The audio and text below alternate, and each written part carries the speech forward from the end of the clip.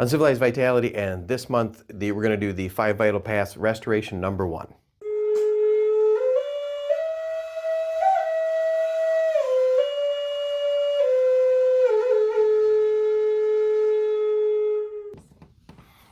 Okay, so daily quiet time is vital. That's restoration number 1.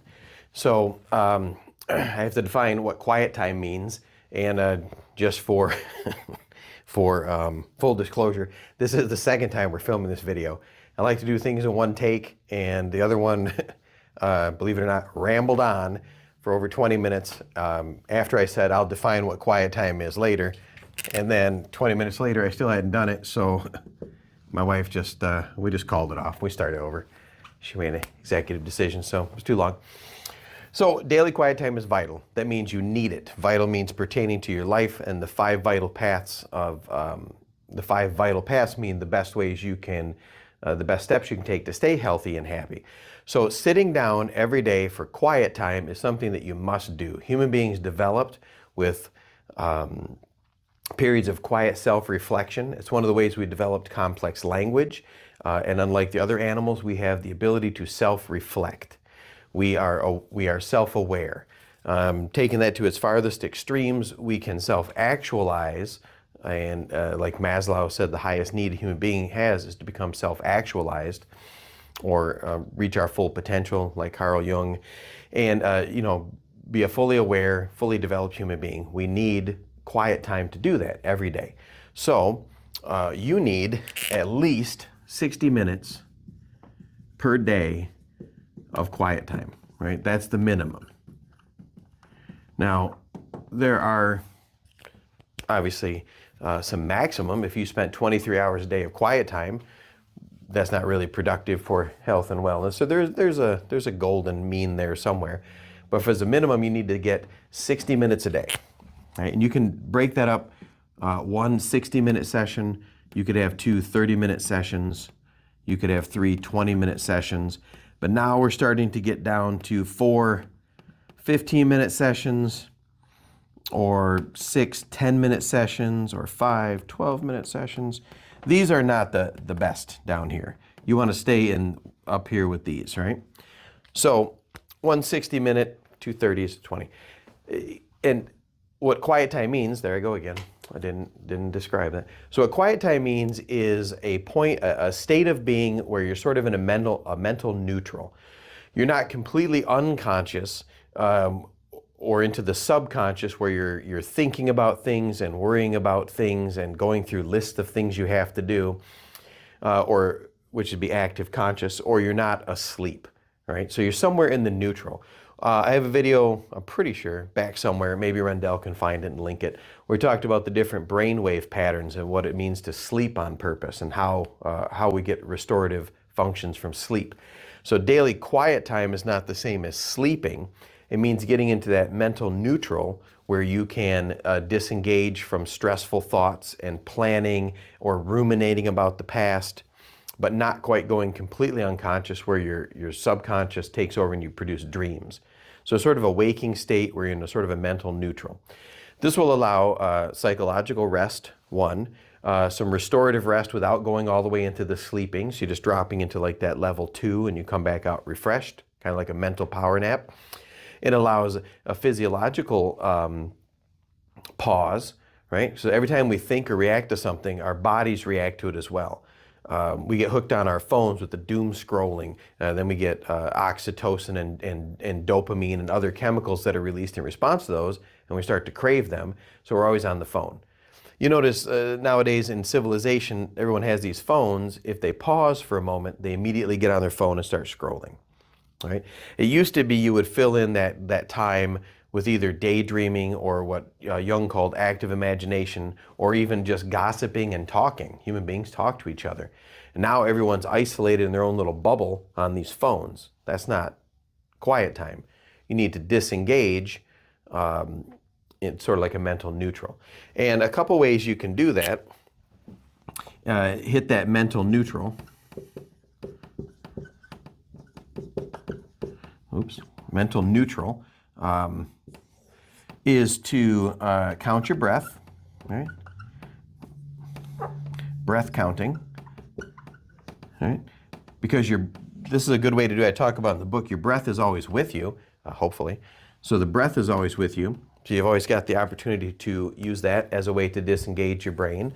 You can use something like beads, or like we talked about earlier, even putting together puzzles or thinking about puzzles, those little Rubik's Cubes or jigsaw puzzles, where you're just doing that and your brain is using a different part. You're sort of paying attention to it, but you're also letting it go and just sort of observing as it happens, putting the puzzle together. That can help disengage and you feel a little more refreshed afterwards. You can use a timer. You can grab a little timer, set that up for 20 minutes, sit that there, and then in the meantime, do your puzzle for 20 minutes. Practice some gentle stretching, not full-on yoga or mobility, but just sort of sitting down and rolling around on the ground and doing something that's partially engaged but not fully engaged. You can count your breaths. Like I will sit for 100 breaths, or I will use my my beads, which we can show you over here. Let's pop over there. So, in an effort to keep this video a little shorter, I can sit down in a chair, or on the floor is best, or I can stand up. I don't want to practice my daily quiet time in this position, right? Because this will quickly go from daily quiet time to sleeping time, right? I almost fell asleep doing that demonstration. So that's somewhere before falling completely unconscious. So one of the things you can do is sit down on the floor, grab your blanket or your zafu. You can see one of our other videos where we talked about how important it is to sit on the floor, make friends with the floor, find a way to sit and get comfortable. I don't want to be too comfortable so I could fall asleep, so I try not to do my daily quiet time in like a recliner or laying down. But I get in a position where I have to maintain an upright posture, so I'm engaged a little bit, and then I can daydream. I mean, just stare at the clouds for a little while. I can count my breathing. I can actively try to engage or purposefully try to engage getting into that neutral. We mentioned about the mala beads. So you can get a set of mala beads or a rosary, and you can run through, if you have a tradition that includes daily prayer, you can run through that. You can pair the beads with each breath. So each time I exhale, I move one bead forward.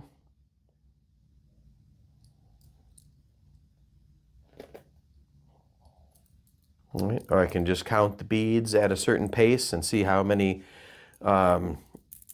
beads I move through before I take the next breath. I do this one a lot. If I don't have my beads with me or even my small mala beads, I always have a piece of cord in my pocket. Sometimes it's nice to just sit and just play with the cord. I can, sort of on autopilot, I can tie some knots. I can just watch which way the rope goes, see what kind of knots I have. Maybe I've got a bundle, a knot that's come in, I can just untie it. This is sort of engages my mind without really fully engaging my mind, so I can be distracted in that in daily quiet time. You want something that's going to be like playing with the rope or fiddling with the beads, or what do they call those things everybody's after now? The little toys like Olive uses. Fidget toys. Fidget toys. Little fidget spinners, just things you just play with. Those little fidget toys kind of help move your mind into that mental neutral I'm talking about. The beads are handy. In Uncivilized Vitality, we use our merit beads to keep track of some of the progress we're making. You always have those available. You can run around. The chain of merit beads. If you've only earned 3 beads right now, that's a short trip around. So other members that are watching, get on that. Let's get some more beads. You can pick up a rosary or a string of beads, lots of different places. You can just tie a series of knots, get 6 feet of string and put about 30 knots in that, and then just count those as they go around. Or tie 30 knots and untie 30 knots. There's lots of things you can do to move yourself into a mental neutral. Now, the benefits of the mental neutral, like I explained, is like a rest period throughout the day where you can let your body take a break, like physiologically take a break, not reacting to things, but not necessarily going asleep. All right, so taking a power nap is always good, but the daily quiet time allows the other parts of your brain that aren't actively engaged with stressful, I've got this to do, I've got that to do, but not completely unconscious, that middle section of your brain gets a chance to come forward. A lot of creativity comes from there. You'll find sometimes if you've got maybe a social issue or a problem, or there's just something going on in your life you can't quite come up with a satisfactory answer to, maybe just sitting and daydreaming for an hour, just sitting and looking out the window, answers will come to you. You can get inspired that way.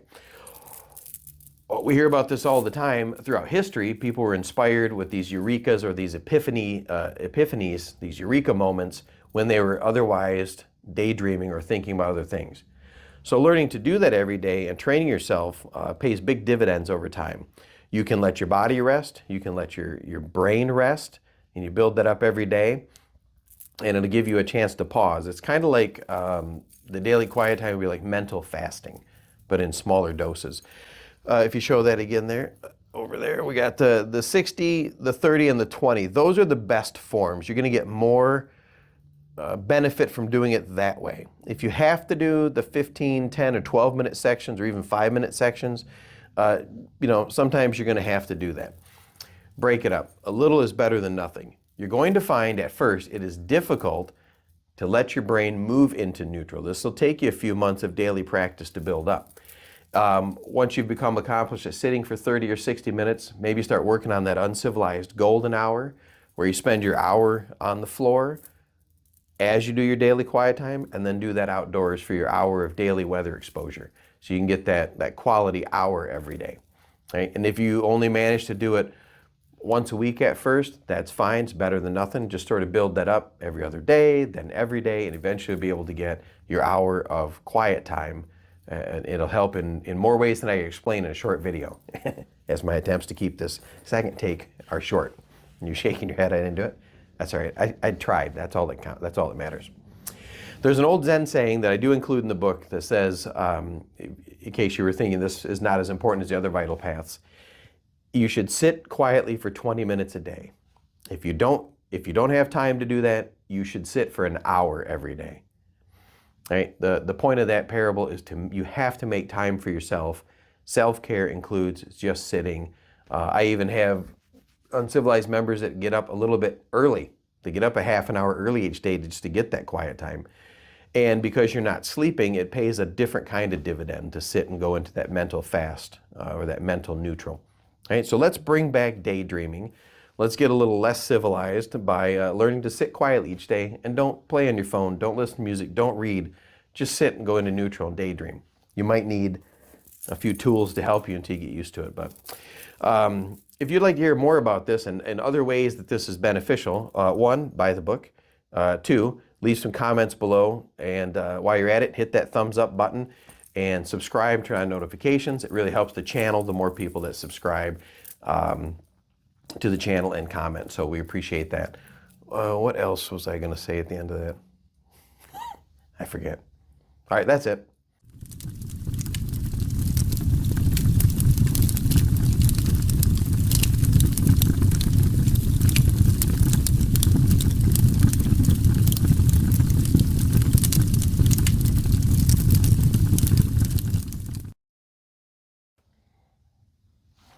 Uncivilized Vitality, and this month's health and wellness video is going to be the restoration number 1.